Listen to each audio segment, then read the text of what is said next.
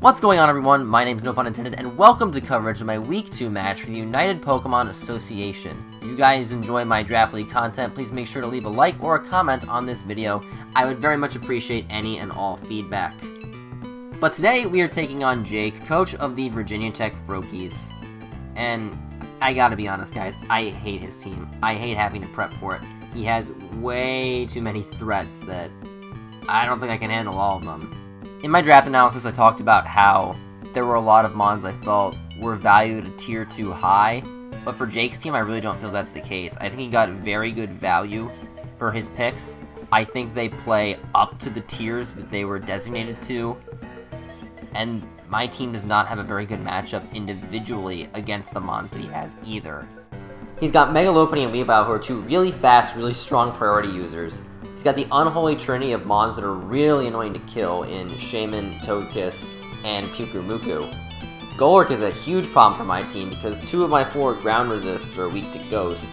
And even though Swellow is immune to both of its stabs, I don't want to switch it in on a potential Dynamic Punch or Ice Punch. It just seems way too risky.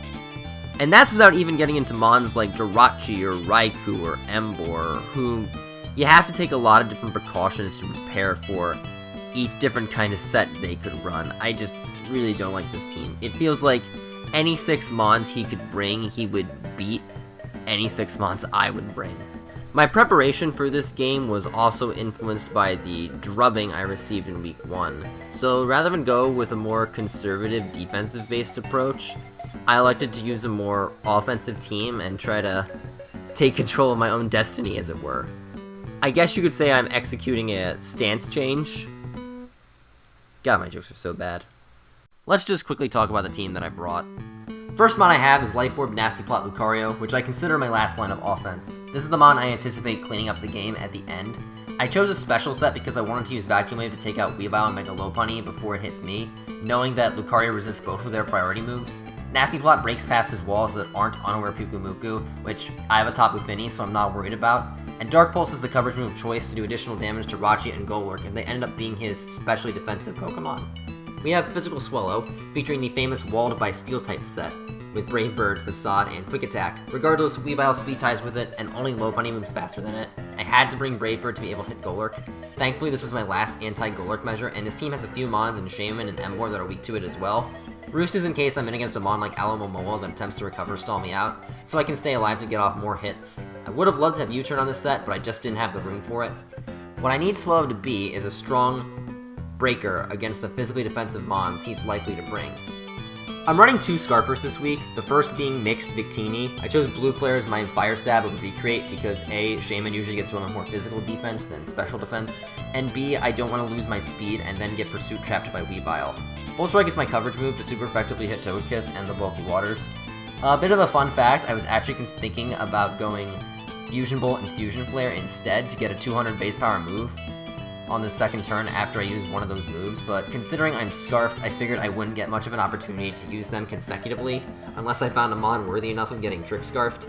But even then, I'd rather be consistent with my damage output, because I imagine Victini will act as more of a hit-and-run Pokemon this week. The final offensive mon is Scarf Tapu Fini. It needs to be timid-natured to outspeed Mega Lopunny, has Dual Stab Surf and Moonblast, for which my opponent doesn't have many resists for either one. Ice Beam is the main coverage move for Togekiss and Shaman, and Emergency Defog as well. The set is meant to take out either the Lopunny or the Weavile, and make life easier for the other offensive mons, and the Misty Terrain will help against the statusing Bulky Waters. Then we have the 2 more defensive mons I'm bringing. First is Regirock, the mon I should have brought last week, but I'm making up for it by taking it this week. It's my physically defensive tank. Stone Edge and Drain Punch are its 2 offensive moves. And for the mons that can't hit well, like Alomomola, Pyukumuku, Golurk, or Uxie, I have Toxic to get them to a comfortable amount of HP for my sweepers to take care of them. Also, it's my 1 Stealth Rocker if I need to chip down Jake's team bit by bit. And finally, we have a specially defensive Titanol.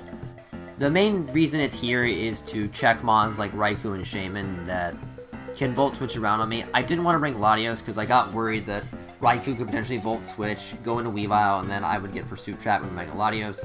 So I just looked at the Titanol. It was only weak to fighting. It would be decent to get off hits on a bunch of mons that don't have the best forms of recovery, although Shaman could very well be an issue with that. The good news for me is that coming into team preview, I noticed that his Lucario switch-ins are rather limited in scope. He might have like an Assault Vest Rachi, he might have Shaman take a couple hits, but otherwise, the combination of Flash Cannon plus Vacuum Wave completely smacks around his team. Considering I didn't bring either of my electric immunities, I'm pretty happy to not see Raikou on his side, because that puts less pressure on type Null. Knowing that Lucario is going to be my win condition, my goal is just to set up rocks with Regirock, wear down anything that might potentially be able to take a +2 attack from it, and then try to sweep him from there and see if it works. Because we gotta go big or go home in this game. My lead is going to be Regirock. It can get up rocks against anything that's not named Shaman, and I was worried that if I led with one of my offensive mons and he chose to start with Weavile or Mega Lopunny, I'd be placed in a very, very bad position. So is it any bit of a surprise that the one mon he would decide to lead with is Shaman? It's like, of course. I have to go into type Null now, but he just goes for a Leech Seed, which means I'm going to get sapped repeatedly of my HP, and I do not want that. I do get kind of lucky, though, as I go for the SD, and he misses the Seed Flare, which means that I don't have to worry about dying soon, and I can get off a decent hit on whatever he switches in, which he chooses to be Togekiss, and the Frustration does 49% to it, which I am very happy with. And here I decided to stay in for some reason. I didn't necessarily consider that as he was going to try to Air Slash punch me to death, the Leech Seed was also going to give him back HP, and I decided that I'd rather keep the HP on type Null than anything. So I go into Regirock knowing that it can take anything this Togekiss can fire at it unless it has like Aura Sphere or something. And I set up my rocks as he switches into Bishaman, which unfortunately means that I have to let type Null take a hit once again. But I am able to fire off a Frustration as he kills me with the combination of Leaf Seed and Seed Flare. I was pretty okay with letting type Null go here, considering that I got a free switch into either Victini or Swellow. I ended up choosing Swellow just because I wanted to get my burn orb off as soon as possible. Turns out, though, his switch-in is Jirachi, which is not good for me at all because it resists every single move I have. I don't have Heat Wave as a coverage move for this thing. I was relying on Facade. But getting the burn on Swellow will help me out a lot later in the match. Regardless, I have to switch, and I go into my Victini knowing he can take a potential Iron Head, but he goes with the U-turn play. Very nice play on his end, and he's able to swap into his Druddigon, which I now know is his Victini check. I'm forced to go into my physically defensive Regirock, but he makes another great play and goes for the Dragon Tail, sending me into my Lucario and making me take 3%. And that 3% is rather huge when you're talking about Life Orb recoil and having to take priority, so could end up mattering in the long run, and I was not particularly happy about it. I decided it's worth the risk to go back into Regirock, because I doubt he goes for Dragon Tail knowing I have a Tapu Fini on my team, and for some reason he goes Togekiss, which is all the better for me. Unfortunately, as he roosts here, I miss my Toxic. I would have loved to have known if this Togekiss had Heal Bell, and if it does and it's able to get off the Toxic, then that's just one less move slot he has available. And if he doesn't, I wear him down considerably. But I'm just going to click Rock Slide again as he goes into Shaman, and I bring him down to where he eats a Citrus Berry. Certainly an interesting item on a Shaman, but I won't question it. But now that my type Null is dead, I don't have a great switch into the Shaman Seed Flare, and I don't want to lose Regirock, just because if he ever gets rocks off the field, I want to be able to set them up, and it still is a good matchup against Druddigon and Togekiss anyway. So I'm going to make a bit of a risky play and go into my Swellow, knowing it can take at least one even after rocks. I'm now at 10% health after burn, and that means I have to pretty much commit to going for Facade. He just goes back into Jirachi, and this is where I get a pretty unfortunate crit. Without that crit, the Jirachi would have lived at about 10%, and as he revealed after the battle, he had Healing Wish on this Jirachi, meaning he potentially restored something to full HP. But the fact is, at this point in the game, there wasn't really anything that he needed to restore, so considering I have an offensive team, I don't think I would have given him much of an opportunity to get off a Healing Wish. I'm still down by 1 though because Swellow dies to its self-inflicted burn. This puts us in a double down situation, and I choose to bring in my Victini. It may seem strange to bring in Victini when it takes 25% from Stealth Rocks upon switch-in, but I was predicting that my opponent would think the same, and that he'd go into something that got absolutely murked by Victini. Now Mega Lopunny definitely qualifies because Jake doesn't know I'm Scarfed yet, so I can potentially get off a big hit with a Blue Flare if he doesn't see it coming. But he chooses to go for Fake Out first to get off damage, and then seeing that I stayed in, I guess his most reasonable assumption was that I was Scarfed, so instead he just goes into Druddigon, his defensive check, but I end up getting lucky again with a crit burn.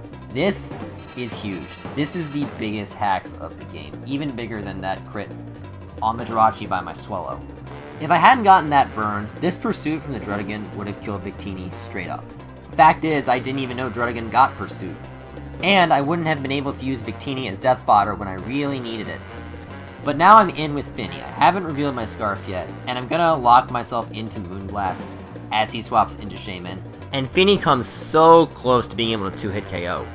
In hindsight, I should have locked myself into Ice Beam because there's no chance that Weavile switches in on Finny, and Weavile's the only mon that Jake has left that resists Ice Beam, because now I have to sack the Victini. I have no good switch-ins for a Seed Flare right now.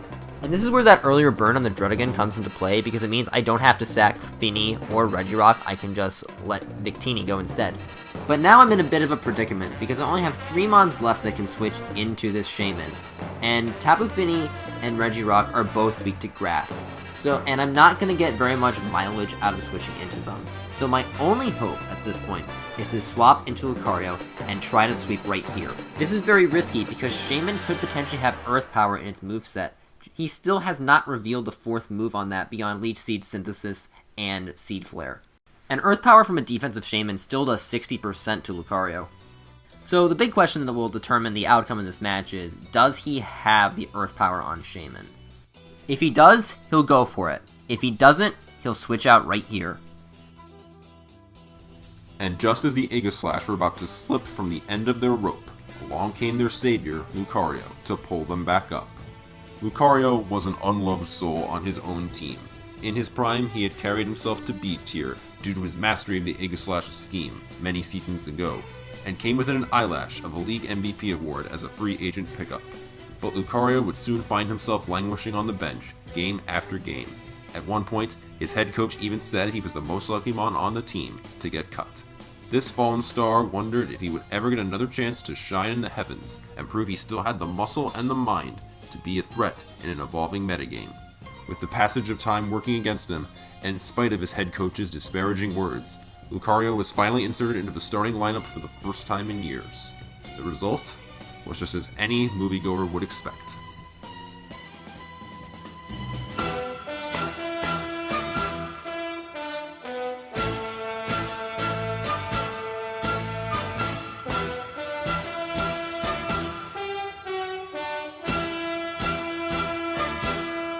With a renewed feeling of determination, Lucario settled into its previous routine, firing off vacuum waves and flash cannons with no mercy, and in response, the Froakies collapsed before its focused demeanor. The force of its might crushed the burned Druddigan and the Babiri-Berry Togekiss. Its blistering speed toppled Weavile and Mega Lopunny before they knew what hit them. And when Lucario finally took out the troublesome Shaman and finished off the Froakies, the grizzled veteran knew he was as good as he had been many seasons ago. There are many memorable Pokemon in the Draft League format that excelled for one glorious season, only to recede in subsequent years and be remembered as an anomaly. But as Lucario was carried off the field by his adoring teammates, and cheered by thousands of Aegislash fans watching through their computer screens, he knew he had returned to the top. Yeah, so we've learned a few things this game. First off, Lucario is amazing. I mean, all you need to say is it got 5 kills. Second off, it's no longer going to get cut this season. And good game to Jake. He generally played very well and had the momentum for most of the match, but he just didn't prep well enough for Special Lucario. It happens. But I want to thank you all for watching, and I'll see you next time. Take care.